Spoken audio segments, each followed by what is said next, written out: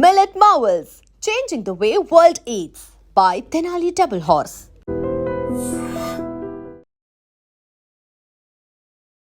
నమస్తే, welcome to I dream social spotlight with కవిత.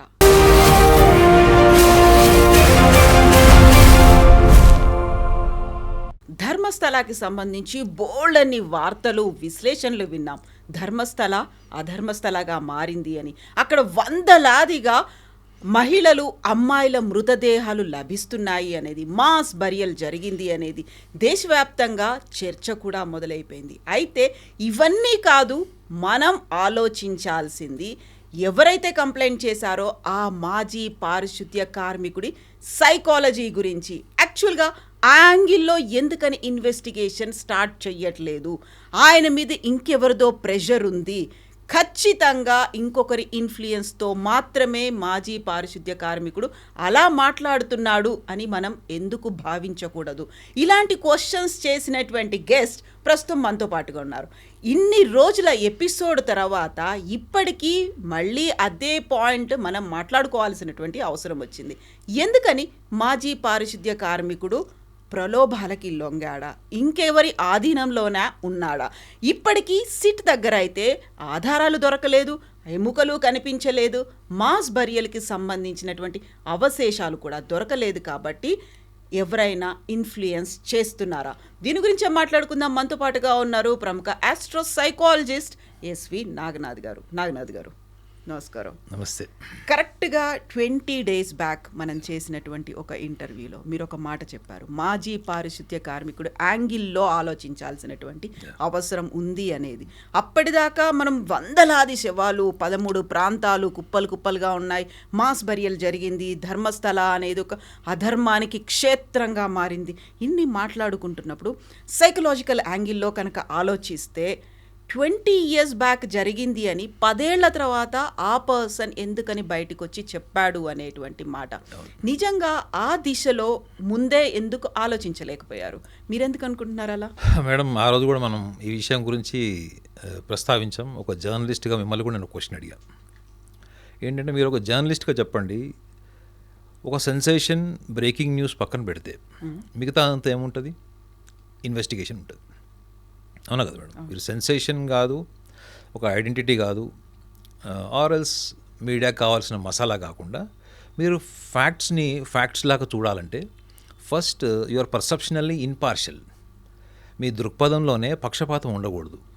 ఇది నా ప్రాంతం, మా కులం వాడో, మా ప్రాంతం వాడో, లేదా మా మతానికి సంబంధించిన అంశమో అనే ప్రెజుడీసెస్ ఉండడం వల్లనే నిజంగా ధర్మస్థల ఇష్యూ అన్నది అంత పెద్ద న్యూస్ అయిందని ఆ రోజు మనం అనుకున్నాం కూడా.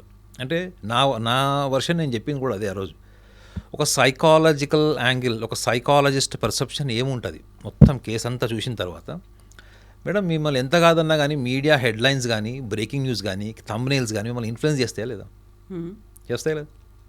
ఇప్పుడు ఒక ఎన్విరాన్మెంట్ నుంచి క్రియేట్ అయినటువంటి ఒక హైప్ మీకు సొంత బుర్ర ఉన్నా, కామన్ సెన్స్ ఉన్నా దాన్ని ప్రభావితం చేసి మేబీ అట్లా కూడా అయిండొచ్చేమో, పాపం అతను కూడా ఎందుకు రిస్క్ తీసుకొని బయటకు వచ్చాడు, అతనికి కూడా ప్రాణహాని ఉందని చెప్తున్నాడు, రేపు అతన్ని చంపేస్తే అతని పరిస్థితి ఏంది, అతని కుటుంబ సభ్యుల పరిస్థితి ఏంది? కుటుంబ సభ్యుల్ని ఎక్కడో అజ్ఞాతంలో పెట్టి మరీ వచ్చి మీడియా ముందు ఒక అపరిచితుడిలాగా ముసుగేసుకొని వచ్చి అతనికి చెప్పాల్సిన అవసరం ఏంటి? ఈ కోణంలో ఒక సైకాలజిస్ట్ కూడా ఇన్ఫ్లుయెన్స్ అవుతాడు మేడం. ఇన్ఫ్లుయెన్స్ అయ్యి తనకు ఉన్నటువంటి దృక్పథంని కూడా వెనక్కి తీసుకునే ఛాన్స్ ఉంటుంది. అందులోనూ ఆయన చెప్పినటువంటి ఒక గట్టి మాట ఏంటంటే, నేను గిల్టీ ఫీల్ అవుతున్నాను, నా చేతులతో వందలాది మహిళలు, అందులో 12 ఏళ్ల నుంచి చిన్న పిల్లలు ఉన్నారు, నగ్నంగా ఉన్నారు, వాళ్ళ మీద అత్యాచారం జరిగినటువంటి ఆనవాళ్లు కూడా కనిపించాయి, వాళ్ళకి ప్రాపర్గా శవదహనాలు కావచ్చు, ఖననం కాలేదు, అందువల్లే ఆత్మలు నన్ను వెన్నాడుతున్నాయి. ఇవన్నీ చెప్పిన తర్వాత ఆయనలో ఒక ఇంట్రాస్పెక్షన్ వచ్చిందేమో అనేటువంటి ఒక భావన కూడా కలిగింది కదా. నిజంగా గతంలో ఇలాంటి మిస్సింగ్ కేసులు అనేవి ధర్మస్థలాల్లో జరిగాయి, అక్కడ ప్రాపర్గా ఎవరు పట్టించుకోలేదు అనేటువంటి విజిల్ బ్లోయర్ల మాటలు కూడా వినిపించాయి కదా. అదే మేడం, ఇప్పుడు మీరు ఆలోచించాల్సింది ఏంటంటే, ఒక జర్నలిస్ట్గా అంత ఇన్ఫ్లుయెన్స్ చేసి ధర్మస్థల ఇష్యూని చివరికి నేషనల్ మీడియా కూడా దానికి పెద్ద చర్చ కింద డిబేట్స్ చేసింది. ప్రతి నేషనల్ మీడియా చేసింది, హిందీ, ఇంగ్లీష్, తెలుగు ఛానల్స్ అన్నిట్లో కూడా ఆల్మోస్ట్ 20 days అన్నది ఒక సంగ్రామం లాగా జరిగింది. అక్కడే లైవ్ కవరేజ్లు పెట్టుకున్నారు, మినిట్ టు మినిట్ అప్డేట్స్ వచ్చాయి, రకరకాల థంబ్నెయిల్స్ పెట్టేసి లక్షల్లో చూసుకున్నారు అంతా. కానీ లాస్ట్కి ఏం తెలియదు మేడం, ఒకటి చెప్పండి. ఇప్పుడు ఒక సైకాలజిస్ట్ పర్సెప్షన్ నేను మాట్లాడినప్పుడు చాలామంది మనోభావాలు దెబ్బతిన్నాయి. ఇతనేంటి టెంపుల్ అడ్మినిస్ట్రేషన్ది తప్పు ఉందంటాడు, టెంపుల్ని వెనకేసుకొస్తున్నాడు, డబ్బులు తీసుకున్నాడేమో అనే కొనాన్ని మాట్లాడుకున్నారు. ఇంకొకటి ఏంటంటే ఇతను అంటే సైకాలజీ పర్స్పెక్టివ్లో మీరు ఆలోచిస్తే ఒక వ్యక్తి ఇచ్చిన ఇన్ఫర్మేషన్ మీద మనం ఇన్వెస్టిగేషన్ చేసేటప్పుడు ఆ వ్యక్తి మీద సైకాలజీ వర్క్ చేస్తుంది మేడం.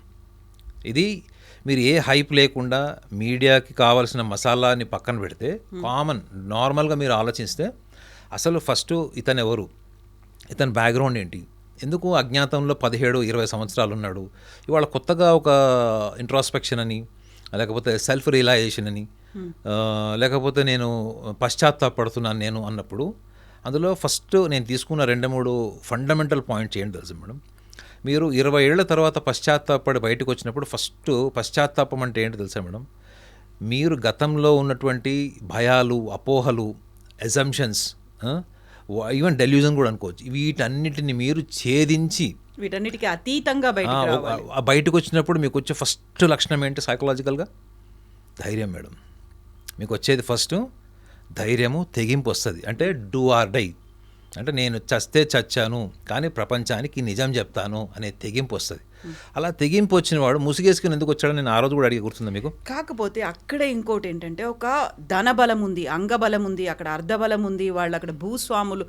మోర్ ఓవర్ దీనికంటే కూడా ధర్మస్థలాకి ధర్మాధికారులుగా ఉన్నటువంటి ఫ్యామిలీ మెంబర్స్ ఇవన్నీ పనులు చేయించారు అంటే they will be having that power ఉంటుంది. పోలీస్ పవర్ ఉంది, అక్కడ అధికారులు అండదండలు ఉన్నాయి, రాజకీయ నాయకులు ఇంతమంది ఉన్నారు. ఎవరో ఒక వ్యక్తి ఆయన సడన్గా బయటకు వస్తే అందరూ మీద పడి విరుచుకుపడి మళ్ళీ ఆ వాయిస్ కూడా బయటికి రాకుండా అవుతుంది అనేటువంటి ఒక భావన ఉంటుంది కదా మేడం. ఇక్కడ ఒక సైకాలజీ పర్సెప్షన్ని పక్కన పెట్టండి. ఇప్పుడు నేనైతే అతని గురించి ఆల్రెడీ అనాలిసిస్ చేశాను. అతనికి ప్రతి మనిషికి, మీకైనా నాకైనా మన కెమెరామెన్కైనా బాల్యం మేడం, మనం పుట్టి పెరిగిన తర్వాత మనకి ముఖ్యంగా 14 సంవత్సరాలు 15 సంవత్సరాలు వచ్చే వరకు మనకి సైకలాజికల్ ఎవల్యూషన్, లేకపోతే మనం సోషల్ ఎన్విరాన్మెంట్ని, ఫ్యామిలీ ఎన్విరాన్మెంట్ని, సర్కమ్స్టాన్సెస్ని అర్థం చేసుకుని హ్యాండిల్ చేసేంత పర్సనాలిటీ మనకు ఉండదు. అంత బలమైన వ్యక్తిత్వం ఫామ్ కాదు. ఈ ఫామ్ అయ్యే లోపలే మీకు చాలా కాంప్లెక్సెస్, చాలా రకాల ఇన్హిబిషన్స్ కానీ, లేకపోతే instinctive nature, cranky nature, or else violent tendencies establish అవుతాయి. సైకాలజీ ఏం చెప్తుందంటే అవి ఒక్కసారి ఎస్టాబ్లిష్ అయిన తర్వాత అవి వాళ్ళ అంతర్చేతనంలో, అంటే వాళ్ళ అన్కాన్షియస్ స్టేట్ ఆఫ్ మైండ్లో అది చనిపోయే వరకు వాళ్ళకు ఉంటుంది. అవి చాలా రేర్ సర్కమ్స్టాన్సెస్లో కొంతమంది వాటిని ఛేదించి, బాల్యం ఎంత దుర్భరంగా ఉన్నా కానీ వాళ్ళు వాటిని కాంకర్ చేసి ఎస్టాబ్లిష్ చేసుకునే వాళ్ళు చరిత్రలో గొప్ప గొప్ప వాళ్ళలాగా మిగిలిపోతారని మీకు సైకాలజీ బుక్స్లో ఉంటుంది. 1,00,000లో 1-2 ఉంటారు మేడం. అంటే మీ గతాన్ని ఛేదించి, గతాన్ని అంటే మీ బాల్యాన్ని ఛేదించి, ఎందుకంటే బాల్యం అన్నది మీకు నచ్చని ఒక ఎన్విరాన్మెంట్ మేడం. అంటే మిమ్మల్ని అందరూ శాసిస్తారు బాల్యంలో. మీకు నచ్చినట్లు ఎందుకు ఉంటుంది చెప్పండి మీకు జీవితం? ఆ రోజు కూడా నేను చెప్పాను, స్కూల్కి వెళ్ళడానికి ఎవరు ఇష్టపడరు, ఎందుకంటే school is a discipline, protocol ఇది. అలాంటి ఎన్విరాన్మెంట్ నుంచి ఎస్టాబ్లిష్ అయ్యేటువంటి ఒక పర్సనాలిటీని మనం ఎందుకు ఇక్కడ ఇతని విషయంలో ఎందుకు నెగ్లెక్ట్ చేశామనేది నా వాదన ఉండే ఆ రోజు, అవునా కదా? నేను అదే తీసుకున్న పాయింట్. ఏది అతన్ని బ్యాక్గ్రౌండ్ ఏంటి అంటే సైకాలజీ బ్యాక్గ్రౌండ్ అంటే ఇవన్నీ చూస్తుంది మేడం. చైల్డ్హుడ్ చూస్తుంది, అతని పర్సనల్ లైఫ్, అతని పర్సెప్షన్ టువర్డ్స్ పేరెంట్స్ కూడా చూస్తుంది. తల్లిదండ్రులు ఎట్లాంటి వాళ్ళు, ఎట్లాంటి బాల్యాన్ని ఇచ్చారు, అసలు వాళ్ళ మదర్ ఫాదర్లో ఎంతవరకు లాయలిటీ ఉంది, వాళ్ళ మదర్ ఏమన్నా ఇతన్ని ఏమన్నా చిన్నప్పుడు ఏమన్నా బాగా కుట్టడం, హరాస్ చేయడం, లేకపోతే స్త్రీ పట్ల ఏమైనా రాంగ్ ఇంప్రెషన్ పడేటువంటి లక్షణాల మధ్యలో ఏమైనా పెరిగాడా, ఇవన్నీ కూడా నేను ఆ రోజు డిస్కస్ చేశాను కదా మీతో. సో ఇక్కడ రెండో లాజిక్ ఏంటి తెలుసా మేడం? ఇప్పుడు మీరు సైకాలజిస్ట్ పర్సెప్షన్ పక్కన పెడితే అందులో ఏముందో మీకు చెప్తా క్లియర్గా. Even I was in Karnataka for long duration. నాకు బెంగళూరులో ఆఫీస్ కూడా ఉంది. సో చాలామంది నాకు అక్కడ మధ్వా బ్రాహ్మిన్స్ కానీ వీళ్ళందరూ కూడా చాలా హై సొసైటీ పీపుల్, ఈ టెంపుల్ ప్రీస్టులు కూడా చాలామంది నా క్లయింట్స్ ఉన్నారు. అక్కడ ఉన్నటువంటి ఫీడ్బ్యాక్ ఏంటి తెలుసా మేడం? ఒకటి, temple administration financially little corrupted percentage. ఆ మెయిన్ ఎవరైతే హెగ్డే అని చెప్తున్నారో అతన్ని ఒక అగ్రహారంలో మనం ఎలా చూస్తాం మేడం? అగ్రహారంలో బ్రాహ్మణులు ఒక పెద్దరాడి సినిమాలో రజనీకాంత్ లాగా అతను చూస్తారు. అతను నడుచుకుంటూ వెళ్తుంటే పాదాభివందనం చేసేస్తారు అతని మీద. అక్కడ ఉన్నటువంటి చాలామందికి గ్రడ్జ్ లేదు మేడం. అక్కడ వాళ్ళ కుటుంబ సభ్యుల్లో అతని బ్రదర్ మీద ఉంది, కుటుంబ సభ్యుల్లో అతను neither he is completely into politics nor is completely into the real estate. So మీకు ఒక విషయం తెలుసా, ధర్మస్థల అన్నది ఇది ఎంతవరకు సైంటిఫికలీ ప్రూవన్ ఫ్యాక్ట్ నాకు తెలియదు, కానీ అక్కడ లోకల్ ఇన్ఫర్మేషన్ చెప్తున్నా. ఎందుకంటే ఇప్పుడు నేను అదర్ దాన్ సైకాలజీ పర్సెప్షన్ కూడా నేను చెప్పాలి కాబట్టి చెప్తున్నా. 41,000 acres ల్యాండ్ ఒక మనిషికి ఉంది తెలుసా నేను. ఆ వ్యక్తి కింద 41,000 ఎకరాల జాగా అక్కడ వాళ్ళ కింద ఉంది అని చెప్తున్నారు. అది ఏ గవర్నమెంట్ ఇస్తుంది మేడం మీకు? ఏ గవర్నమెంట్ ఇవ్వదు. అంటే వాళ్ళ మీద ఉన్నటువంటి అలిగేషన్స్ ఏంటంటే అక్కడ ఉన్నటువంటి లోకల్ పూజారుల్ని కూడా వదలలేదు వాళ్ళు. వాళ్ళకు ఒక భూమి కావాలి, ఆ భూమి అమ్మేయాలి, వాళ్ళ రేటుకి అమ్మాలి. అమ్మకపోతే వాళ్ళు కక్ష సాధింపు చేస్తారు. ఆ కక్ష సాధింపు చర్యలోనే ఒక అమ్మాయిని వీళ్ళు వాళ్ళ కూతురు అనుకొని చెప్పేసి ఏదో కిడ్నాప్ చేశారు, ఆ అమ్మాయి ఏదో మర్డర్ అయింది అనే ఒక ఇది కూడా ఉంది, ఒక మిస్టరీ ఉంది అక్కడ. అది అక్కడ లోకల్ న్యూస్లో వచ్చింది మేడం అది అక్కడ. సో ఆ అమ్మాయి హత్య కాబడింది, మానభంగం చేశారు, హత్య చేశారు అని చెప్తారు. తీరా చూస్తే ఏంటంటే వీళ్ళ కూతురు అనుకుని జరిగింది అక్కడ, కానీ ఆ అమ్మాయి వాళ్ళ కూతురు కాదు, ఎవరో బయట అమ్మాయి అన్నది తర్వాత తెలిసింది అన్నది అక్కడ. మీ కర్ణాటకలో న్యూస్ కూడా వచ్చింది అది. ఇక్కడ గ్రడ్జ్ అంతా ఎవరి మీద ఉంది మేడం? ఫ్యామిలీ మీద ఉంది, ధర్మస్థలం మీద లేదు. గుర్తుపెట్టుకోండి, ఇట్ ఇస్ వెరీ క్లియర్. ధర్మస్థలానికి సంబంధించి కానీ ఆ క్షేత్రానికి సంబంధించి కానీ పుణ్యస్థలానికి సంబంధించిన ఏ వివాదం లేదు. మీరు లోకల్గా వెళ్ళి ఎంక్వైరీ చేయండి. నేను అక్కడ ఉన్నా కదా మేడం, ఆయన అక్కడ ప్రతి టెంపుల్ నేను చూశాను. కర్ణాటకలో మైసూర్లో ఉన్న అన్ని క్షేత్రాలు నేను చూశాను. అక్కడ మీరు ఎవరినైనా అడగండి, టెంపుల్ గురించి ఎవ్వరు మాట్లాడమండి. టెంపుల్ కానీ టెంపుల్ శాంటిటీ గురించి కానీ, లోపల మీరు దర్శనానికి వెళ్ళినప్పుడు పూజారులు మిమ్మల్ని రిసీవ్ చేసుకునే విధానం కానీ, అక్కడ ఉన్నటువంటి మీకు ఒక డివినిటీ, ఒక ఎన్విరాన్మెంటల్ డిసిప్లైన్, ఈవెన్ మీకు అక్కడ మీరు డబ్బులు ఇచ్చి బ్రైబ్ ఇస్తే కూడా కొంతమంది పూజలు చేయడం, అట్లా ఎక్స్ట్రా పూజ చేయడం, బ్రైబ్ ఇస్తే మీకు అక్కడ లోపల కొన్ని ఫెసిలిటీస్ క్రియేట్ చేస్తారు, అవి కూడా మీకు కనపడవు. డ్రెస్ కోడ్తో పాటుగా టైం పంక్చువాలిటీ ఖచ్చితంగా ఫాలో చాలా స్ట్రిక్ట్ అది. నేను వెళ్ళలేదు, కానీ నాకు తెలిసిన వాళ్ళు అంత స్ట్రిక్ట్గా ఉంటుంది అక్కడ. మిగతా టెంపుల్స్లా కాదు, అంత స్ట్రిక్ట్గా ఉంటుంది అక్కడ. భయం కూడా ఉంటుంది మేడం మీకు. మీరు గుర్తుపెట్టుకోండి, అక్కడ పనిచేసే వాళ్ళు సబ్ స్టాఫ్ కూడా భయపడతారు అక్కడ అట్లాంటి కరప్టెడ్ పని చేయడానికి. అటువంటి ఎన్విరాన్మెంట్లో ఎందుకు ఇంత జరిగింది అనే కోణంలో ఆలోచిస్తే ఫ్యామిలీ మీద ఉంది మేడం గ్రడ్జ్ అక్కడ. డైరెక్ట్ హెగ్డే మీద ఉంది అని నేను చెప్పను, బట్ డెఫినెట్లీ వాళ్ళ బ్రదర్ మీద, వాళ్ళకి అక్కడ వాళ్ళకు ఉన్నటువంటి టెంపుల్ బ్యాక్గ్రౌండ్ ఒకటి మీరు చూసుకుంటే, అట్ ద సేమ్ టైం అక్కడ ఉన్నటువంటి ఈ రియల్ ఎస్టేట్ వ్యాపారం, అక్కడ రియల్ ఎస్టేట్కి సంబంధించినటువంటి మాఫియా అని కూడా అనొచ్చు ఒక మాటలో. రెండవది అడ్మినిస్ట్రేషన్ విత్ పొలిటిసైజింగ్, అంటే land mafia, politicizing involvement and the failure administration, the percentage of failure administration of the temple. ఈ అడ్మినిస్ట్రేషన్, ఈ మూడిటి వల్ల అక్కడ కొంత వివాదాస్పదమైనటువంటి అంశాలు చర్చలో ఉన్నాయి ప్రజల్లో కూడా, భక్తుల్లో కూడా చాలామంది అని నేను మీకు ఫస్ట్ టైం వీడియోలో కూడా చెప్పాను. కాకపోతే దాన్ని చాలా ప్రిసైజ్గా బ్రిస్క్గా చెప్పాను. ఏంటంటే అడ్మినిస్ట్రేషన్ ఫెయిల్యూర్ అన్నది అన్ని చోట్ల ఉంటుంది మేడం. మీరు ఇక్కడ లేదు ఇక్కడ ఉందని చెప్పండి చూద్దాం. హజ్కి వెళ్ళిన మా ఫ్రెండ్స్ కూడా చెప్తారు అక్కడ, వాళ్ళలో కూడా మీకు తెలుసు కదా, సియాస్, సున్నీస్ ఉంటారు, అహ్మదీయన్స్ ఉంటారు. వాళ్ళ ప్రేయర్ స్టైల్ని బట్టి కూడా అక్కడ వాళ్ళు కూడా ఆర్గ్యుమెంటల్ అవుతారు, వాళ్ళు కూడా వైలెంట్గా బిహేవ్ చేస్తారని హజ్ కమిటీ మెంబరే నాకు చెప్తాడు, నా క్లోజ్ ఫ్రెండ్ అతను. సో అడ్మినిస్ట్రేషన్ ఫెయిల్యూర్, అక్కడ డివోటీస్ ఎవరైతే ఉంటారో వాళ్ళకి సంబంధించిన విషయాల్లో their perception towards the family of the Hegde, maybe they don't like this person or else this person's family. So ఇది మూలం మేడం, ఈ కేసుకి మూలం అది యాక్చువల్లీ. అయితే ఇక్కడే మనకి 2-3 ఆలోచించాల్సినటువంటి కోణాలు కనిపిస్తాయి. నిజంగా ఫ్యామిలీ మీదే కోపం ఉంది, లేకుంటే వాళ్ళు అరాచకాలు చేస్తున్నారు అనుకుంటే బయట పెట్టడానికి ఏదైతే అక్కడ అన్యాయం, అత్యాచారాలు, అఘాయిత్యాలు జరుగుతున్నారో దాని మీద ఫోకస్ పెట్టకుండా ఈ పర్సన్ని ఒక పావుగా వాడుకొని అత్యాచారాలు జరిగాయి, వందలాదిగా మృతదేహాలు, అమ్మాయిలు, ఈ యాంగిల్నే ఎందుకు బయటకు తీసుకురావాల్సి వచ్చింది? అందులో కూడా హత్యలు జరిగాయి అంటే అక్కడ పెద్దవాళ్ళో పిల్లలో లేకుంటే ఆస్తుల కోసమో జరిగినటువంటి అత్యాచారాలు మగవాళ్ళు అనుకోవచ్చు, కాదు, కేవలం మహిళలు, 12 ఏళ్ల నుంచి మొదలయ్యేటువంటి అమ్మాయిలు, వీళ్ళ మీద అత్యాచారం. దీని మీద ఎందుకు ఫోకస్ పెట్టాలి? ఆయనకు కూడా కేవలం చెప్పడం కూడా, నా చేతులతో నేనే పాతి పెట్టాను అనే మాట, అంతగా చెప్పాల్సిన అవసరం ఏముంది?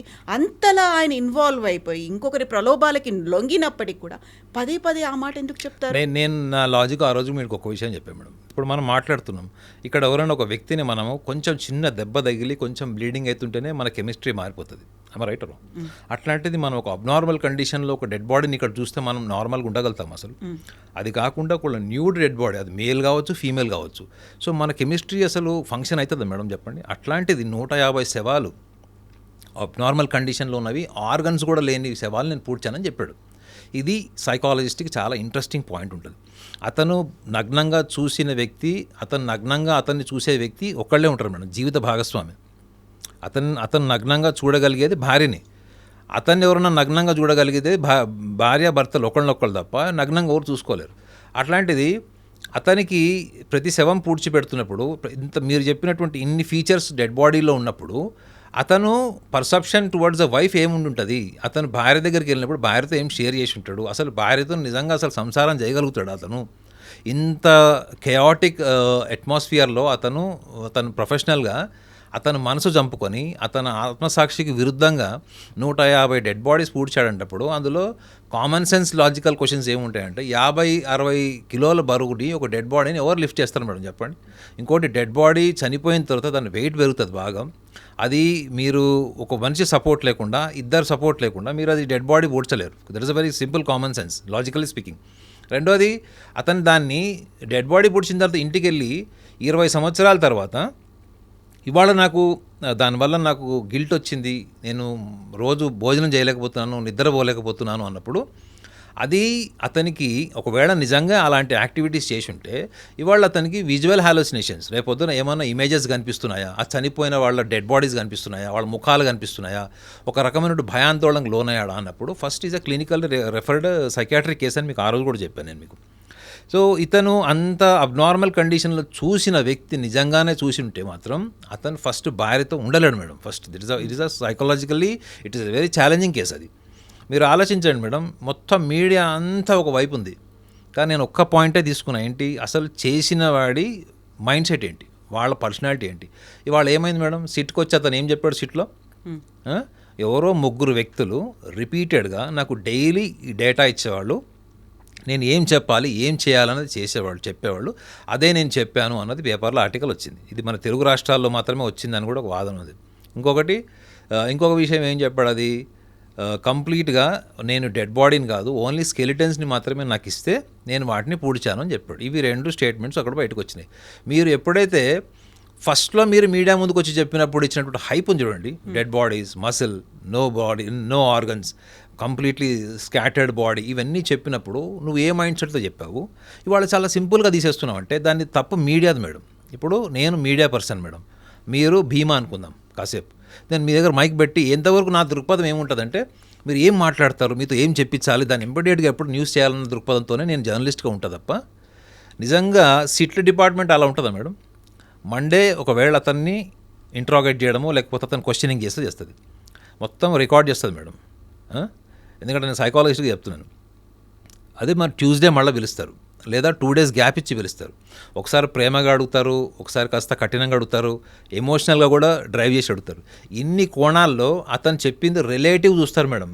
మీరు మెయిన్ గుర్తుపెట్టుకోవాల్సిన పాయింట్ ఏంటంటే మీరు సోమవారం చెప్పింది, గురువారం చెప్పిన దానికి, ఆదివారం చెప్పిన దానికి ఎంతవరకు రిలేటివిటీ కనెక్టివిటీ ఉంది చూస్తారు మేడం. ఎప్పుడైతే రిలేటివిటీ కనెక్టివిటీ లేదో అది ఫేక్ అని తెలిసిపోతుంది. ఎందుకంటే నేను సైకాలజిస్ట్గా చెప్తున్నాను. లాస్ట్ ఎపిసోడ్లో మీతో మాట్లాడుతున్నప్పుడు మీ ముఖ కవళికలు ఎలా ఉన్నాయి, మీరు మాట్లాడుతున్నప్పుడు మీ లిప్ మూమెంట్ ఎలా ఉంది, మీ ఐబ్రోస్ ఎలా ఉంది నాకు గుర్తుంటుంది. Because I'm speaking, I'm observing my self, I'm observing you, I'm here, completely I'm here. So అలాంటప్పుడు అతను అన్ని రకాల భాషలను చెప్పాడంటే అది కంప్లీట్లీ స్క్రిప్టెడ్. అది రేపొద్దున ఒక క్లైమాక్స్ మిగిలింది ఏంటంటే అది ఫోరెన్సిక్ డిపార్ట్మెంట్ నుంచి రిపోర్ట్ రావాలి madam. That is a climax I can say, అవునా కదా? ఇప్పుడు లాస్ట్కి మిగిలిపోయిన ఏంది, ఆ ఎముకలు, అస్థికలు ఏవైతే ఉన్నాయో అవి నిజంగా ఇతను చెప్పిన స్టైల్లో చంపబడిన పరిస్థితుల్లో ఉన్నాయా, అది ఫోరెన్సిక్, అవి బయటపడాలి. అది కూడా కనుక కొంచెం అటు ఇటు అయిందనుకో మేడం, నేను ఆ రోజు కూడా చెప్పాను, రేపు పొద్దున ఇవన్నీ కూడా ఫేక్ అని ప్రూవ్ అయితే ఇతను అబ్నార్మల్ కండిషన్ ఉన్నాడు, ఇతనే సైకలాజికల్లీ ఇతను ప్రాపర్గా లేడు, ఇతను మెంటల్లీ ఇతను is not a balanced guy. 2 points చెప్పాయి. ఒకటి emotionally unstable personality disorder symptoms ఉన్నాయి ఒకటి. రెండోది ద మ్యాసివ్ అటెన్షన్ సీకింగ్. ఈ మ్యాసివ్ అటెన్షన్ సీకింగ్ అన్నది కూడా ఒక ఎన్విరాన్మెంట్ సపోర్ట్ ఇచ్చినప్పుడు వచ్చే అటెన్షన్ సీకింగ్ వేరే ఉంటుంది మేడం. ఇప్పుడు నేను మీ పక్కన ఉన్నాను, గో హెడ్ అన్నప్పుడు మీరు మాట్లాడతారు. ఇతను completely is imitating somebody's emotion. ఎవరో అతనికి స్క్రిప్ట్ ఇచ్చారు. ఆ స్క్రిప్ట్ ఎందుకు ఇచ్చారు? నేను ఆ రోజు కూడా చెప్పా, గుర్తున్నాను మేడం. పీఠాధిపతులకు కూడా మధ్యలో ఈగో ప్రాబ్లమ్స్ ఉంటాయి. ఒక పీఠం ఎదిగితే ఇంకో పీఠం వాడు కూడా నచ్చదు. మనమేమో ధర్మబద్ధంగా ఎవరిని సమర్థించలేదు. I was very transparent as a psychologist. పోనీ నేను ఏదో ఒక మతాన్ని సమర్థించో ఇంకొక ధర్మాన్ని విమర్శించో నేను నా పని చేయలేదు. పీఠాధిపతుల్లో కూడా ఆ ఈగో ప్రాబ్లమ్స్ ఉంటాయి. మీరు ఇంకొక కోణాన్ని కూడా మీరు గమనించాలి మేడం. తమిళనాడులో ఒక క్యాస్ట్, ఒక వర్గం, నేను చెప్పను కానీ, వాళ్ళ ఇంటికి మీరు వెళ్ళినా, వాళ్ళు మీ ఇంటికి వచ్చినా కాఫీ, వేడి కాఫీ కూడా ఎత్తి తాగుతారు వాళ్ళు. ఎంగిల్ కూడా చేసి తాగరు. అంటే వాళ్ళు కాఫీ ఇస్తే కూడా 2-3 సార్లు దాన్ని తిప్పుకొని కాఫీ ఎత్తి తాగుతారు. అంటే గ్లాసు కూడా వాళ్ళు ఎంగిల్ చేయరు. అంత నియమనిష్టలు పాటించేటువంటి వర్గం వాళ్ళు కూడా ఈ కన్వర్షన్ మాఫియాకి బలై మతం మార్పిడి చేసుకున్నారు. ఇది నేను లాస్ట్ టైం కూడా మీతో చెప్పాను. మీరు రియల్గా ఎక్స్పీరియన్స్ చేశారు, మీరు అలాంటి సమాజాన్ని చూశారు, ఎందుకు వాళ్ళు కన్వర్షన్ తీసుకున్నారు అనుకున్నప్పుడు వాళ్ళు చెప్పే రీజన్స్ చాలా సిల్లీగా, ఇడియాటిక్గా ఉంటాయి. అలాంటిది ఇతను ఒక basic level ordinary person, ordinary education, ordinary life style, ordinary financial status, ఇతన్ని ఏ కన్వర్షన్ మాఫియా కూడా ఇన్ఫ్లుయెన్స్ చేసి ఉండదు అని నేను అన్నప్పుడు చాలామందికి నచ్చలేదు అది. ఎంతవరకు ధర్మస్థలాన్ని వెనకేసుకొస్తున్నాడు. నేను ధర్మస్థల అడ్మినిస్ట్రేషన్ నేను సమర్థించలేదు మేడం. అడ్మినిస్ట్రేషన్ ఫెయిల్యూర్స్ మన తెలంగాణలో కూడా ఇప్పుడు మనం ఎత్తుక్కుంటే ఫోన్ ట్యాపింగ్ కేసు ఏ అడ్మినిస్ట్రేషన్ కిందకి వస్తుంది madam? When they ever in the power. Phone tapping కేసులో హీరోయిన్ల వివాదం ఎంతవరకు వచ్చింది? అది ఏ అడ్మినిస్ట్రేషన్ ఫెయిల్యూర్ మేడం? అది చెప్పండి. అడ్మినిస్ట్రేషన్ ఫెయిల్యూర్ లేని సిస్టమే ఉండదు మేడం. మీరు గవర్నమెంట్ ఆఫీస్కి వెళ్ళి ఈజీగా పని చేసుకోగలుగుతారా? ఇవాళ రోడ్డు మీద కొబ్బరి బొండాలు అమ్ముకునేవాడు కూడా మామూలు ఎందుకు ఇస్తున్నాడు గవర్నమెంట్ అఫీషియల్స్కి? నేను పేర్లు చెప్పగానే, రోడ్డు మీద మీరు ఒక చిన్న పానీపూరి బండి పెట్టుకోవాలన్నా సాయంత్రం ఎవడో ఒకడు వచ్చి మిమ్మల్ని వసూలు చేస్తాడు డబ్బులు. గవర్నమెంట్ అఫీషియల్స్ అంటే మీకు అర్థమైంది కదా. గవర్నమెంట్ ఉద్యోగం చేసుకొని నెలకి గవర్నమెంట్ జీతం తీసుకునేవాడు కూడా వచ్చి వసూలు చేస్తాడు. లేదంటే నెక్స్ట్ డే మీరు అక్కడ ఉండరు. ఇప్పుడు ఇన్ని ఫెయిల్యూర్స్ ఉన్నాయి, లేకుంటే అక్కడ ఏదో ప్రలోభాలకి ఇవన్నీ గురవుతున్నారు. అక్కడ పెత్తనం ఎవరిది అనేది ఉండాలి, పెద్దరికం అనేది, మధ్యలో జరుగుతున్నటువంటి వివాదాలు, భిన్నాభిప్రాయాలు ఇవన్నీ ఉన్నప్పుడు వై ఓన్లీ దట్ పర్సన్, ఆ పర్సన్తోనే చెప్పించాలి అనేటువంటి ఆలోచన, ఊహ ఎందుకు వచ్చిందంటారు? మేడం, మీరు ఇదంతా అసలు ఇది వివాదం అవ్వడానికి మూలం ఎవరైతే ఉన్నారో ఇప్పుడు అతను అరెస్ట్ చేశారని నేను అనుకుంటున్నాను బహుశా. ఎందుకంటే ఫేస్బుక్లోనే ఇక్కడ చూశాను. అది ఒక వ్యక్తి, అతని పేరు సమీర్. అతను ఒక ఏఐ యూట్యూబ్ ఏదో ఒకటి ప్రోగ్రామ్ అది ఎందుకంటే క్రియేటివ్గా. ఇప్పుడు మీరు అమెరికాలో ఒక సైకాలజీ ఉంది తెలుసా మీకు? అమెరికాలో చావుని మీరు ఎంత భయంకరంగా చూపిస్తే ఆ సినిమా అంత హిట్ అవుతుంది. మీరు కావాలంటే ఇది కనుక్కోండి. మీరు గ్లోరిఫై చేసి డెత్ని మీరు ఎంత భయంకరంగా, ఎంత ఫియర్ఫుల్గా, స్కేరీగా చూపిస్తే ఆ సినిమా పక్కా హిట్ అట. డూమ్స్ డే అని ఒక మూవీ వచ్చింది తెలుసు కదా మేడం? 2012 21 డిసెంబర్కి ప్రపంచం అంతమైపోతుంది. సార్ అది ఎంత భయంకరంగా చూపించారు దాన్ని, అర్థమైందా? అంటే భయంకరం. సో ఇక్కడ లాజిక్ ఏంటి తెలుసా మేడం? మీరు ఎప్పుడైతే ఒక ఇష్యూని విజువలైజ్ చేసి అక్కడ లేని దాన్ని ఊహించి ఇలా జరిగి ఉండొచ్చు ప్రాబబిలిటీ అన్నప్పుడు, అక్కడ ఉన్న శవాలు ఫర్ ఎగ్జాంపుల్ అప్పటి వరకు ఒక 4-5 శవాలు అనుకుందాం మేడం. కానీ అది అక్కడ 4-5 శవాలు కాదు, తవ్వినా కొద్ది శవాలు, తవ్వుతుంటే శవాలు గుట్టలుగా బయటపడుతున్నాయి. రెండోది, ఈ 1000 శవాల కహానీ స్టార్ట్ చేసింది అక్కడి నుంచి మేడం. అక్కడ ఒక శవాలు 10 శవాలు కాదు, ఏకంగా 700 నుంచి 1000 శవాలు ఉన్నాయి అన్నది ఫస్ట్ ఆ వీడియో నుంచే బయటకు వచ్చింది. అక్కడి నుంచి అది పెద్ద న్యూస్ అయింది. సో అది స్క్రిప్టెడ్ కాదా చెప్పండి మేడం? ఇప్పుడు అది నిజంగా జెన్యూన్ అయితే ఆ పిల్లోడు, ఆ వ్యక్తి ఎవరైతే ఉన్నాడో అతన్ని ఎందుకు అరెస్ట్ చేశారు, అతను ఎందుకు ఇవన్నీ చేశాడు, ఏ ఎవిడెన్స్ లేకుండా ఎట్లా చేస్తున్నారు చెప్పండి వీళ్ళు? ఇప్పుడు నేను కూడా అడిగింది మీరు ఒకటి చెప్పండి మేడం. నేను ఒక సైకాలజిస్ట్గా నేను క్వశ్చన్ వేసుకున్నా first. Should I really get in to this job of analyzing this guy Bhima, whether he can be a culprit or not? So when somebody is as a YouTuber is a culprit, ఒక culprit అట్లా చేస్తున్నాడంటే వాళ్ళకు funding లేకుండా ఎందుకు ఉంటుంది madam చెప్పండి? Waste. ఒక YouTuber అనేవాడు ఒకటి వ్యూస్ కోసం చేస్తాడు, రెవెన్యూ కోసం చేస్తాడు, లేదా వాడి వెనక ఏదైనా ఒక ఫైనాన్సెస్, ఏదైనా ఒక ఫైనాన్షియల్ బ్యాక్గ్రౌండ్ ఉండి వాడిని పుష్ చేస్తే వాళ్ళు లాంటివి చేస్తారు వాళ్ళు.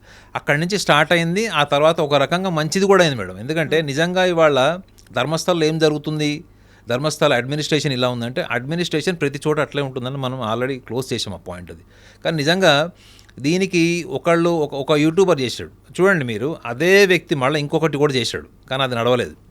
అదే వ్యక్తి, మీరు ఎవరి పేరైతే చెప్పారు ఆ వ్యక్తి ఫస్ట్ వీడియో సెన్సేషనల్ అయింది, కానీ అతను ఇంకొక సెకండ్ వీడియో చేశాడు, అది సెన్సేషనల్ కాలేదు, అది అంత వర్క్ చేయలేదు. అది అంత ఎందుకు అంటే ఎక్కువగా దాంట్లో గ్రాఫిక్స్ వాడేశాడు అతను.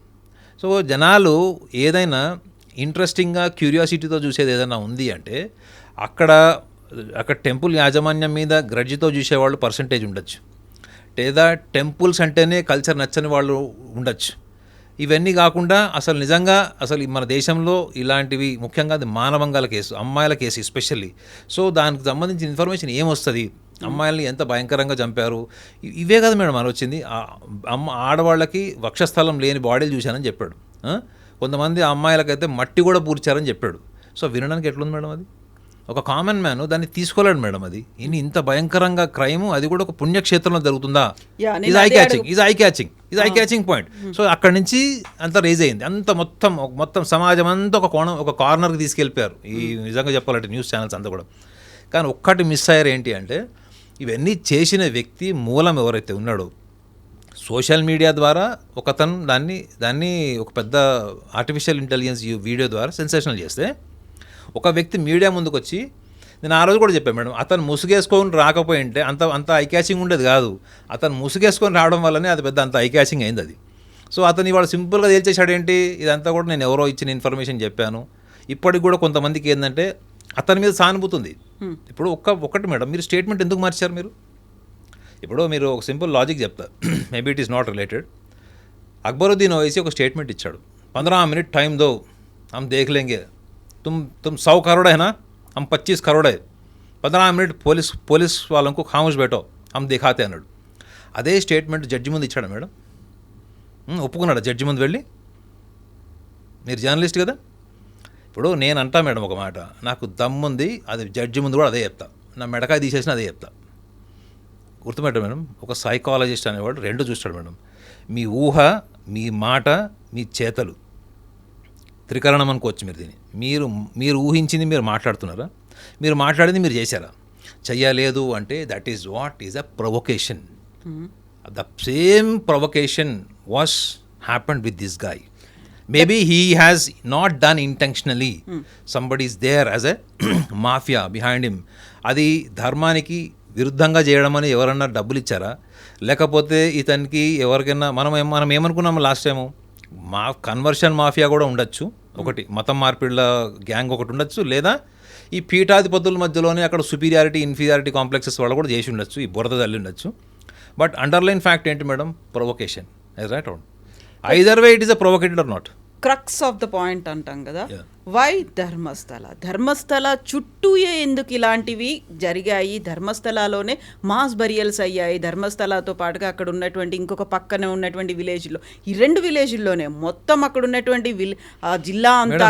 మీరు ధర్మస్థల అని ఒకటే మీరు అనుకుంటున్నారు, కానీ ఇప్పుడు చూడండి, మొన్న బృహదేశ్వర ఆలయం ఒకటి ఉంది టెంపుల్ తమిళనాడులో, కేరళ టెంపుల్ ఉంది. అక్కడికి మొన్న నరేంద్ర మోడీ గారు వెళ్ళారు.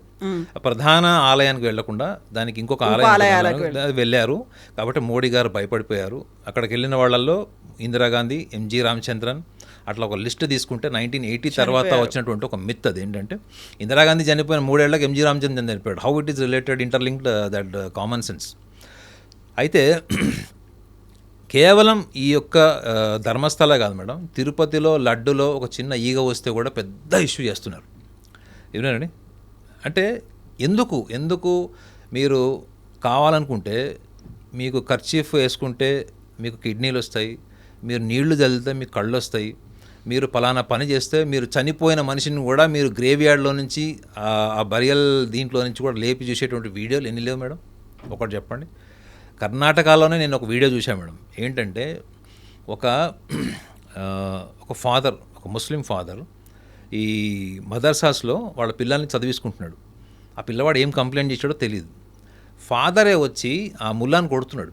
ఏంటి అంటే ఆ ముల్లా ఎవరైతే ప్రీస్ట్, అతను ఎవరైతే ట్రైనర్ ఉన్నాడో అతను పిల్లవాడిని మాలస్టేట్ చేశాడని చెప్తాడు. అట్లాంటివి ఎన్ని వందల వీడియోలు మీకు చూపించాలి మేడం? ఓల్డ్ సిటీకి వెళ్తే మీకు శైతాన్ అని చెప్పేసి మిమ్మల్ని రకరకాలుగా ఇబ్బంది పెట్టి మీతో నీళ్లు తాగిచ్చి, ఆ నీళ్లు కక్కిచ్చి, ఆ కక్కిన వాటర్లో నుంచి మీకు ఏదో ఒక బ్లాక్లో ఒక స్టోన్ లాగా తీసి శైతాన్ నిగల్గా అని చెప్తారు. ఆ వాటర్లోనే అది ఉంటుంది వాళ్ళు తాగేటప్పుడు అన్నది నాకు ఎంతమంది ముస్లిమ్స్ ఫ్రెండ్స్ చెప్పారు. అది ఫేక్ అని కూడా చెప్పారు, ముస్లిం ఫ్రెండ్సే చెప్పారు. కానీ వీటి మీద ఎందుకు చర్చ జరగదు మేడం? ఇంత జరిగిన ఇప్పుడు ఎందుకు ధర్మస్థల, ఎందుకు ఇప్పుడు మనం తమిళనాడులో ఉన్న టెంపుల్ కావచ్చు, లేకపోతే మనం కేరళ టెంపుల్ కావచ్చు, తిరుపతి కావచ్చు, ఎందుకు మేడం మనకి శ్రీరాముల వారి టెంపుల్ ఉంది మనకి ఎక్కడ ద్వారకా తిరుమల కాదు ఇక్కడ చిన్న గడప కాదు మేడం, ఇక్కడ మన ఖమ్మం సైడ్ భద్రాచలం. భద్రాచలం అక్కడ ఏం టైటిల్ పెట్టారు వాళ్ళు? అభద్రాచలం అని టైటిల్ పెట్టారు. ఎందుకు అంటే వాస్తు దోషం అని పెట్టారు. సో చూడండి మేడం, ఒక వాస్తు ఎంట్రన్స్ సిగ్నిఫికెంట్గా లేదు కాబట్టి భద్రాచలం అభద్రాచలం అని టైటిల్ ఎట్లా పెడతారు మేడం మీరు? అంటే ఎందుకు ఈజియెస్ట్ న్యూస్ ఏంటి? ఎందుకు అంటే హిందువులందరూ కూడా సహనంతో ఉంటారు, భరిస్తారు అనే దృక్పథంతోనే ఉన్నారు వాళ్ళు.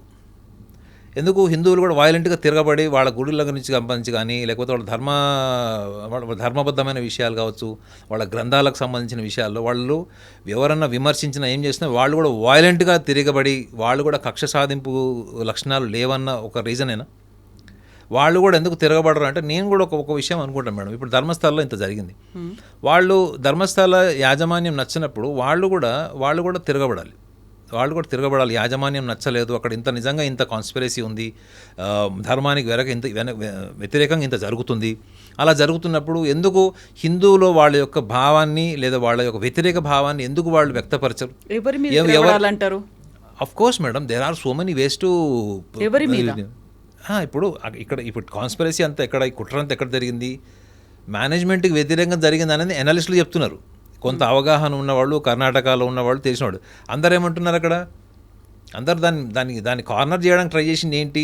ఎక్కడో చనిపోయిన శవాలు తీసుకొచ్చి అక్కడ పూడ్చి అది ఒక పుణ్యకార్యంగా అక్కడ మోక్షం. మీరు ఈ పాయింట్ చెప్పారు కాబట్టి మోక్షం లభిస్తుంది ధర్మస్థలాల్లో చనిపోతే, అందుకని ఆత్మహత్యలు చేసుకున్నారు, లేకపోతే తాంత్రిక పూజలు అయ్యాయి అనేటువంటి వార్తలతో పాటుగా ఇంకెక్కడ చనిపోయినా పర్లేదు, ఆ శివాన్ని తీసుకొచ్చి అక్కడ దహనమో ఖననమో చేసినా మోక్షం లభిస్తుంది. అందువల్లే ఇలాంటి మాస్ బరియల్సో లేకపోతే మీకు అనుకోకుండా బోళ్ళని శవాలు దొరికాయేమో అనేటువంటి మాట ఇప్పుడు ధర్మాధికారి వీరేంద్ర హెగ్గడే చెప్తున్నారు. రజనీకాంత్ గారు ఆయన హృషికేశ్లో ఒక ప్లేస్ కొనుక్కున్నాడు మేడం, తెలుసు కదా మీకు అది. ఆయన చనిపోతే ఆయన శవాన్ని అక్కడ పూడ్చండి, అక్కడ నా గుర్తింపుగా ఉండాలని చెప్పాడు. అవన్నీ అక్కడే చెప్పాడు. అది ఆయన వ్యక్తిగతమైనటువంటి కోరిక. ఎందుకంటే డబ్బులు ఉన్నాయి కాబట్టి ల్యాండ్ కొనుక్కుంటారు. హృషికేశ్లో కొనగలడు, ఇంకా కాశీలో కానీ ఎక్కడైనా కొనుక్కోగలడు. సో నార్మల్గా మనము మొన్న ఆయన హెగ్డే గారిది కూడా ఒక స్టేట్మెంట్ చదివాను నేను. ఏమని? చాలామంది ఇక్కడ మోక్షం కోసం వచ్చి ఆఖరి రోజులు ఇక్కడే గడిపేసి చనిపోవాలనుకుంటారు. కొంతమంది చనిపోయినా వాళ్ళ యొక్క క్రిమేషన్ అక్కడ చేయాలని కూడా వాళ్ళు కోరుకుంటారని చెప్తారు.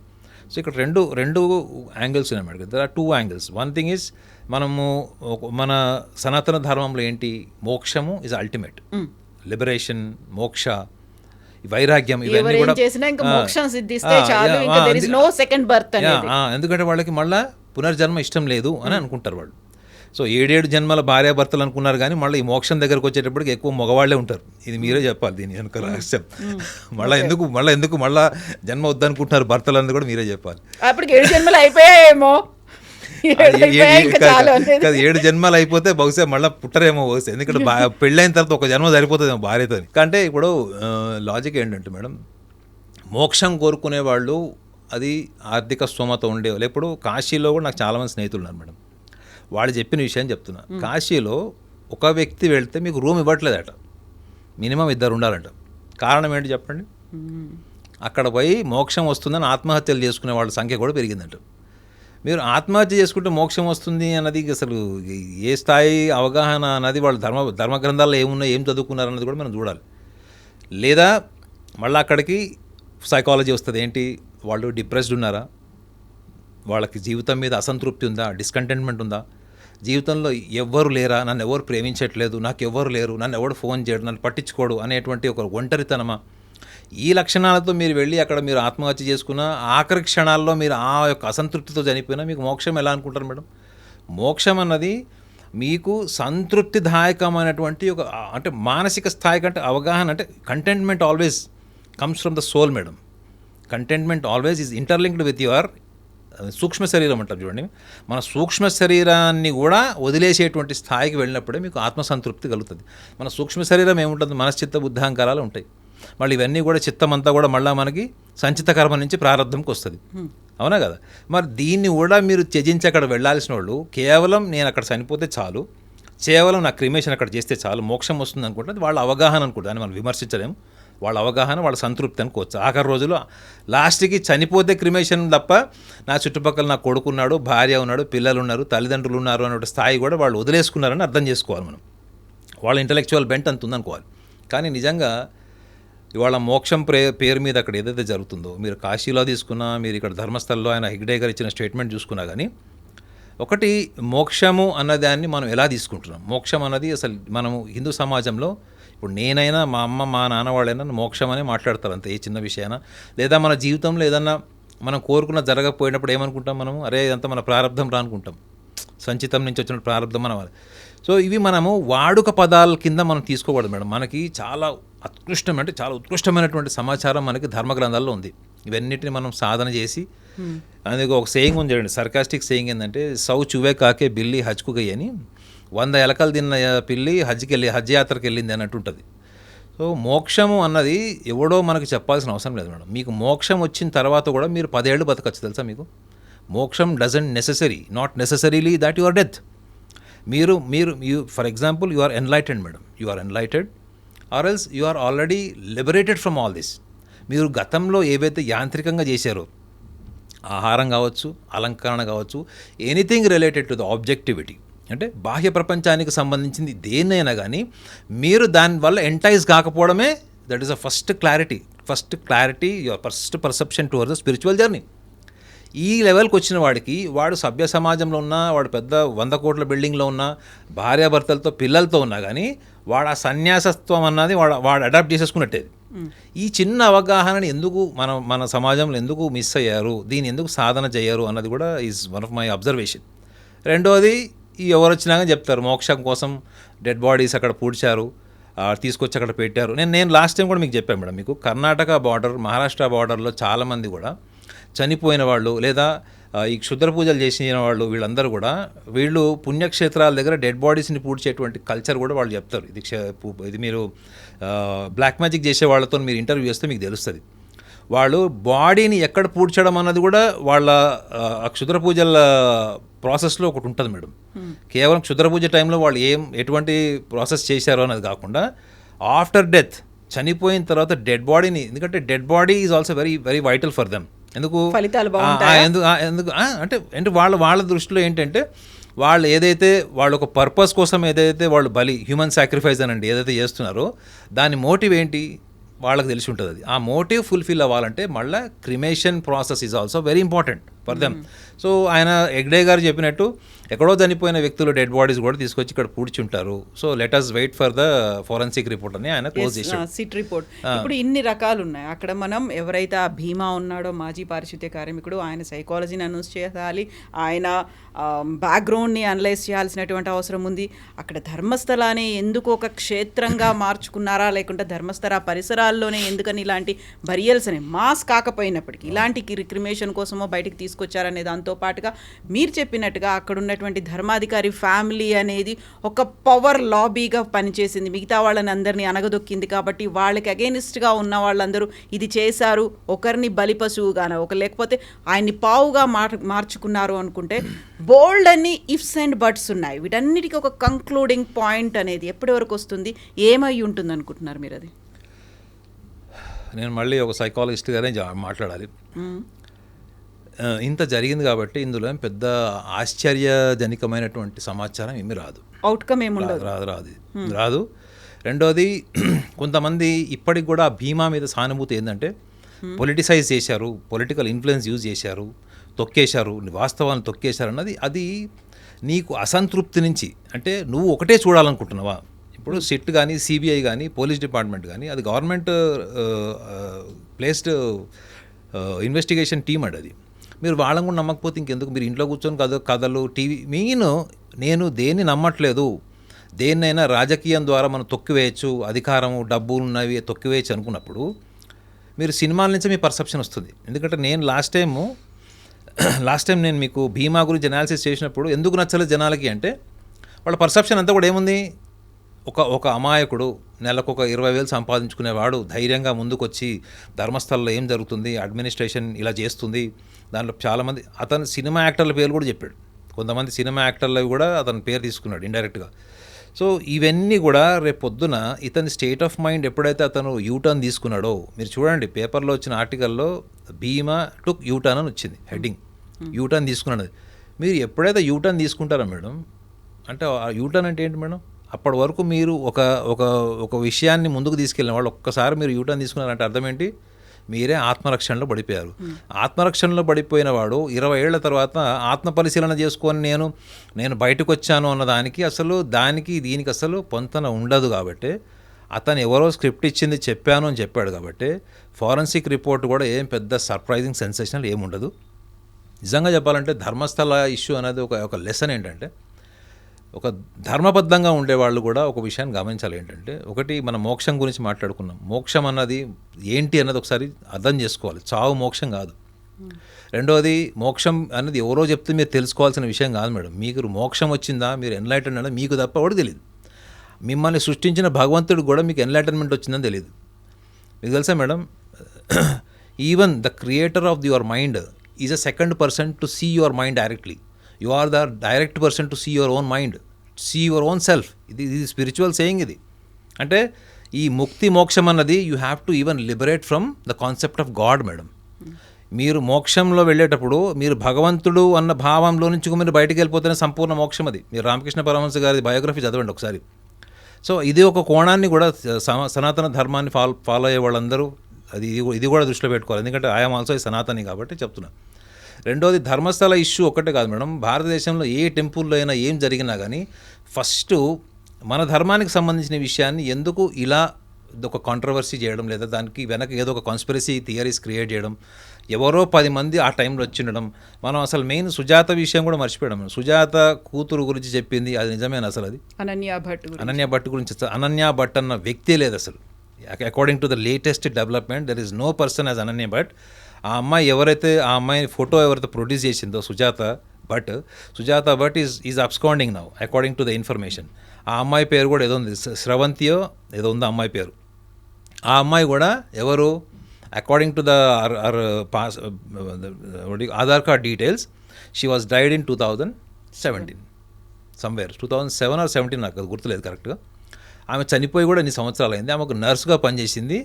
ఈ సుజాత భట్ ఎవరైతే లివ్ ఇన్ రిలేషన్షిప్లో ఉంది కొంతకాలంలో, అతని కోడలట ఆమె, అంటే అతని కొడుకు భార్య. అంటే అసలు know where to scene.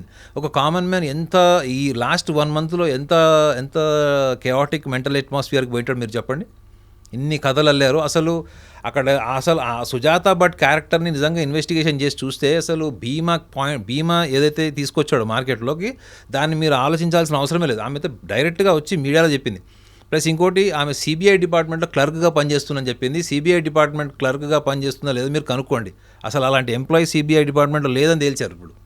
So ఇన్ని రకాల అబద్ధాలు చెప్పారు అంటే ఒక స్టోరీ క్రియేట్ అయితే ఇంతమంది శక్తులు ఎక్కడి నుంచి వస్తున్నాయి మేడం? దీని వెనక ఏదో ఒక కుట్ర లేదు అన్నది ఎందుకు అనుకోవచ్చు? నిజంగా మీరు చెప్పినట్టుగా కుట్ర లేదు, కొన్ని శక్తులు అందరూ ఏకమై ఇలా కొంతమందిని ప్రొజెక్ట్ చేశారు మేడం. ఒకడేమో ఏఐ విజువల్ తీశాడు, ఒకళ్ళు మ్యూజియం తీసుకొచ్చారు, ఒక ఆమె వచ్చి మా కూతురు అబ్స్కాండింగ్ అన్నది, ఒకరు భీమాగా వచ్చారు. ఇవన్నీ కూడా ఇమాజిన్, మీరు చెప్పిందే కరెక్ట్, ఇదే అవ్వబోతోంది అనుకున్నప్పుడు ఈవెన్ దే నో ఇక్కడ ఏమీ లేదు, మనమే ఒకటి ప్లాట్ చేస్తున్నాము, ఇలా ఒక భీమాని పెట్టాము, ఇలా ఒక అనన్య భట్ మదర్గా పెట్టాము, తెలంగాణలో మార్వాడి స్టోరీ కూడా స్టార్ట్ అయింది, ఇంతమందిని ఇన్ని రకాలుగా పెట్టాము, సిట్ తీసుకుంది, ఆ తర్వాత గవర్నమెంట్ కూడా ఒక దీని ప్రెస్టీజ్ ఇష్యూగా తీసుకుంది, పొలిటిసైజ్ అవ్వబోతుంది అనుకున్నప్పుడు ఫైనల్ కంక్లూజన్ 0 అనేది ఉంటుంది. అక్కడ ఏమీ లేదు అనే మాట వాళ్ళకు కూడా తెలుసు కదా. బట్ దీని నుంచి అవుట్ ఆఫ్ దిస్ వాళ్ళకి ఏం కావాలనుకుని ఇంత పెద్దది ఒక ప్లాట్ని క్రియేట్ చేశారు, ఇంత పెద్ద డ్రామా ముందుకు వచ్చిందని మీరు అనుకుంటున్నారు? టు ఎక్స్‌ప్లాయిట్ ధర్మ. ఏమొస్తుంది వాళ్ళకి? ఇప్పుడు ఏమీ జరగలేదు. ఇప్పుడు మనం 2 నెలల నుంచి ధర్మస్థల గురించి మాట్లాడుకుంటున్నాం. అక్కడ మాస్ బరియల్ లేదు, అసలు టెంపుల్కే సంబంధం లేదు. Simple common sense madam. మతం మార్పిడి అన్నది ఒక 2 స్ట్రాంగ్ లాజిక్స్ మీద జరుగుతుంది. ఒకటి ఏంటంటే మీ ఇలిటరసీ ఏంటి? ఇలిటరసీ అంటే చదువు లేకపోవడం కాకపోవడం. కేరళలో 100% లిటరసీ ఉన్నా అక్కడ మీకు పోస్ట్ మ్యారిటల్ అఫైర్స్ వల్లనే చాలామంది సూసైడ్ చేసుకుంటున్నారు. మీకు తెలుసా ఇది సర్వే రిపోర్ట్. ఇది కేరళ 100% లిటరేట్ స్టేట్ అది. కానీ అక్కడ ఆత్మహత్యల మీద సర్వే చేస్తే ఏం తెలిసింది? ఎక్స్ట్రా మ్యారిటల్ అఫైర్స్ వల్ల సూసైడ్ చేసుకుంటారని తెలిసింది. మరి ఎడ్యుకేషన్ ఎక్కడుంది మేడం? అది ఎడ్యుకేషనా లేకపోతే లిటరసీయా? Education is something related to the mind. You don't need any qualification from university. Education is something that you are aware of what you are doing, what you are thinking, you are aware of the consequences. That is what is the fundamental education. ఇప్పుడు మీరు అడిగిన దాంట్లో ఇవన్నీ ఎందుకు జరిగాయి, why only ధర్మ అంటే అసలు మీరు ఒకటి ఆలోచించండి మేడం, ఒక మనిషిని మతం మార్చడానికి కావాల్సిన రెండు చాలా ప్రధానమైనవి. ఒకటి మీరు పేదరికము, నిరక్షరాస్యత, ఈ రెండు ఉన్న వాళ్ళని ఈజీ కన్విన్స్ చేయొచ్చు. రెండో విషయం ఏంటంటే మీరు ఆరోగ్య సమస్యలతో ఉన్నారు, జీవితకాలం పేదరికంలో ఉన్నారు, రకరకాల సమస్యలతో ఉన్నారు, మీ పిల్లలకి ఏదో జరుగుతుంది, ఇలా అన్నప్పుడు అప్పుడు మీరు ఇప్పటి వరకు మీరు ఏ ధర్మంలో ఉన్నారు, మీరు ఏ ధర్మాన్ని నమ్ముకున్నారు, ఈ ధర్మం వల్ల మీకు ప్రయోజనం ఏం జరిగింది? అలాంటప్పుడు ఈ ధర్మస్థలంలో జరిగినటువంటి వివాదాలు ఇట్లాంటివి ఏవైతే మీరు మనం కేరళలో మోడీ గారు వెళ్ళడానికి ఆగిపోయిన టెంపుల్ ఏవైతే ఉన్నాయో వీటన్నిటిలో ఉన్నటువంటి ఒక హైప్ క్రియేట్ 1980కి బిఫోర్ ఆ మిత్ లేదు బృహదేశ్వర ఆలయానికి. 1980 నుంచి స్టార్ట్ అయింది. ఇప్పుడు చాలామంది పొలిటీషియన్స్ ఎందుకు భయపడుతున్నారు అంటే అది ఆల్రెడీ వాళ్ళ స్ట్రాటజీ వర్కౌట్ అయిందా లేదా చెప్పండి మేడం. ఇప్పుడు ఇందిరాగాంధీ గారు చనిపోయిన 3 ఏళ్ల తర్వాత ఎంజీ రామచంద్రన్ గారు చనిపోయారు. ఈ 3 ఏళ్లలో చావుకి ఎవరికైనా న్యాచురల్ డెత్ ఉంటుంది కదా madam.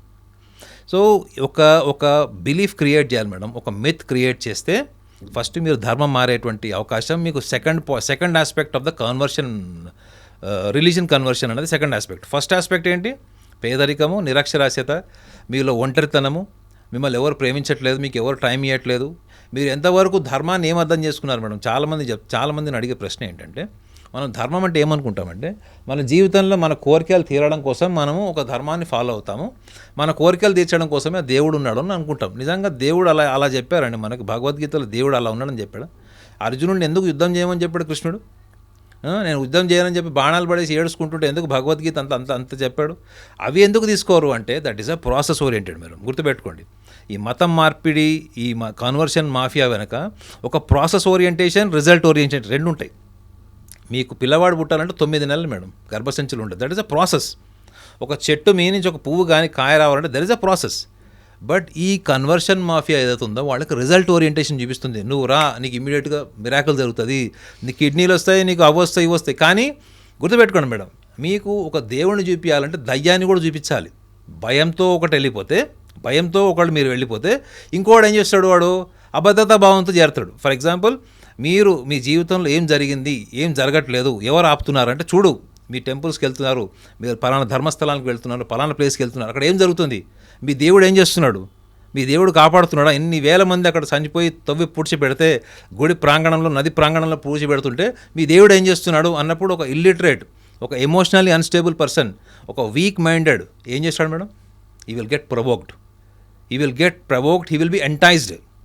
There are high possibilities these kind of conspiracies are used for converting people from Hindu dharma to another religion. దీన్ని ఒక నెగటివ్ ఆస్పెక్ట్గా చూపించుకోవడానికి ఎందుకు వాడలేదని మీరు అనుకుంటారు.